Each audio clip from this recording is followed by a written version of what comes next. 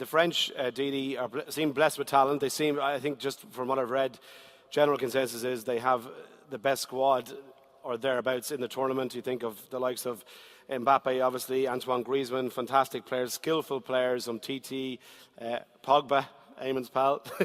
Well. Yeah, exactly. So, I mean, and, you know, even throwing the likes of Giroud on their day. So, like, they have some very good players. Are they serious contenders, do you think?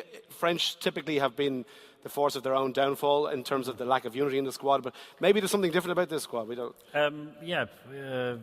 You just to self-destruct, and a team that's been in the final 2 years ago in the European Championships, you've got to give him every chance, because I think in a way these days it's harder to win the European Championships than the World Cup, because in the World Cup usually you've got to buy into the last 16 if you're a top team, and then you play a second place team so in the last 8, and then the tournament starts. In the European Championship usually you've got 3 very good teams in your group, so there's a chance you get knocked out in the first round.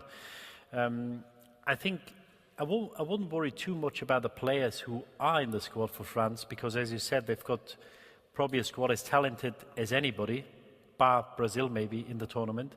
I think it's more who's not gone, and Benzema is the main omission.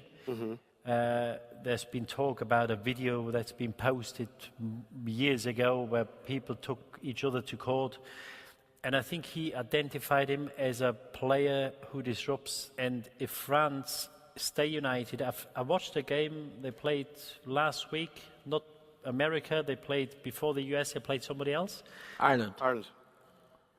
Was it Ireland? Yep. Where they celebrated their goal? It broke the world record for possession at 83% possession. They celebrated. How do we not make it? They celebrated a goal which I've never seen them celebrate, and it didn't look staged.